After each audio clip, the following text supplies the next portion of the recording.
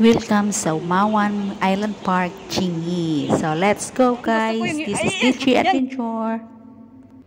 So, ito na nga. Ito ang pinakamagaling na cameraman. So, ayan. Diba? Kikita mo tuwad-tuwad na. Uwara na pa yan.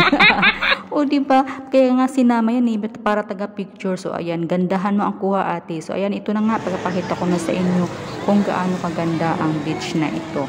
Mawan Beach. Dito sa Island Park, dito sa Chingy, Hong Kong. So, ayan, yung nakikita nyong tulay, yan po ang Chingma Bridge. So, ayan na ang daming tao dahil nga holiday. So, it's a Monday, pero holiday, so maraming namamasyal. So, ayan, ito ang ganda kasi ang ganda ng buhangin dito. Pinong-pino po yung buhangin dito. So, white siya. So, parang bora-bora lang, no? Bora-bora lang dito sa Hong Kong. So, ayan, pero hindi.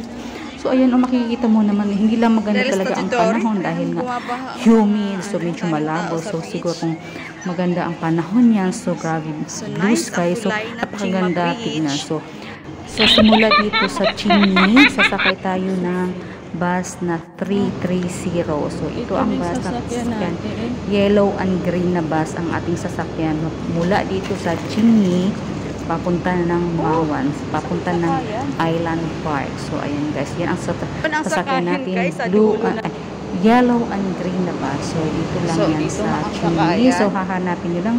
Ito ang station na to. So, special lang to na biyahe papuntang Mawan guys. So, nakahiwalay ito sa bus station ng Chingy. So, ito ay nasa kabilang area. So, ayan guys, lakad na tayo. So, ayan, nandito na ako sa tulay ng Chingma Bridge. So, ayan, nakarating na nga tayo dito sa Chingy. So, ayan, super init ang dumating ako. So, nandito tayo sa taas pa. So, sinilip ko kaagad. Anong meron dito? So, marami ng tao. Naglibot-libot ako at hinahanap ko ang aking kasama dahil napunta ako. Ayan, nakita, ayan ang Mawan. Ayan po ang Noah's Ark. Ayan, ito ang Noah's Ark dito sa ilalim ng tulay ng Chingma Bridge.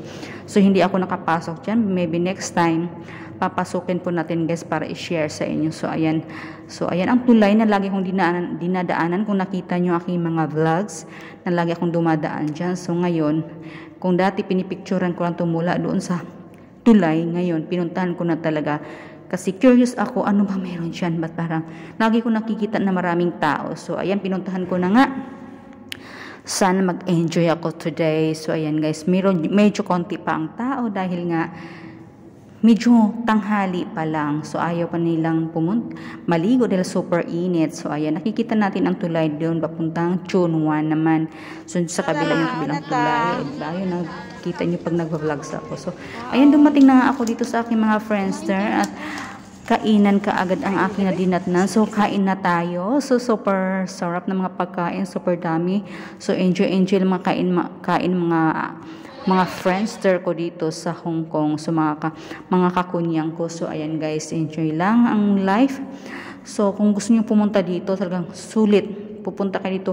Dapat pupunta kayo na maaga para makahanap kayo ng pwesto dahil free naman po. Free po ang pagpunta nyo dito. Wala po yung entrance. So yan, ang babayaran nyo lang ay ang bus. So ang bus ay pamasahe ay ayun, nakalimutan ko. Mura lang yan. Nakalimutan ko lang. Basta top up lang ko ng top up. So, kailangan talaga may octopus ka. So, ayan guys. So, ayan. Nakita mo naman. Ang tatakaw. Nagkakantahan kami ng mga kasamahan. So, nag-i-enjoy kami. Super init. So, kantahan na ng kantahan. So, ang dami nakikita ko nag-i-enjoy mga tao dito. So, di ba? Kung nandito ka tayo sa Hong Kong, huwag tayo lang puro trabaho, syempre. Bigyan din natin ng reward natin sarili, i-relax din natin ang sarili para tanggal stress. Dahil alam naman natin na talagang na-stress tayo sa ating mga trabaho, di ba? Sa ating mga alaga. So, panahon din na bigyan natin ng reward ang ating sarili. So, ayan, punta-punta ka, i-explore. Explore natin kung saan tayo nagtatrabaho. Hindi sa lahat ng oras ay makakapunta tayo, di ba? Swerte tayo na may pagkakataon, meron tayong day off na pwede natin i-explore ang lugar kung saan tayo nagtatrabaho, di ba? Yun. Kaysa man pa, uuwi ka sa Pinas na hindi mo lang napuntahan to, hindi ko napuntahan yan, sayang. So, dahil nandito ka na, grab it. Do it. Huwag mong panghinayangan dahil kung sasadyain mo mula sa Pinas hanggang papunta dito, malaki ang gagastusin mo dahil nandito ka na. Do it, sige, i-enjoy mo. 'Di ba? Magkano lang naman? Magkano lang naman 'yan? Kahit naman doon ka sa puno, gagastos ka rin, parehas lang din naman ang gastos mo. Dahil kakain ka lang din. Minsan, di ba, uupo ka lang sa ilalim ng puno, pero kakain ka din naman. Gagastos ka rin naman.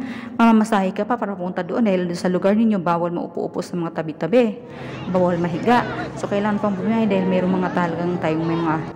tayong mga lugar na kung saan doon tayo tumatambay, dahil pwede doon makaupo, pwede makalata, pwede makapagpahinga, makapag-relax.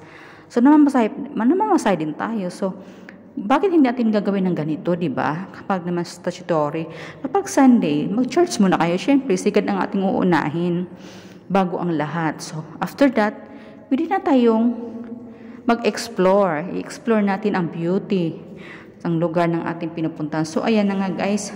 Dahil hapon na, mag-uwian na. So, uwian na tayo dahil pagod match na ang lahat. So, sana nag-enjoy tayo. Sana nagustuhan nyo ang aking vlog na ito. Sana huwag niyong kalimutan i-like and subscribe ang aking YouTube channel, Ditchy Adventure. Paki-click na rin ang bell button para maging updated po kayo sa aking next video. So, magsasabi ko lang, ang Park Island ay napakaganda. So, mas maganda kapag maganda ang panahon pagpunta ka doon. So, kailangan. Hello. Mga ate, kamusta kayo sa Lumilisen?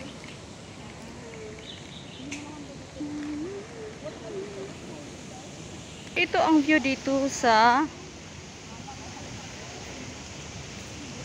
Park Island. Oh, dito ferry. Yeah.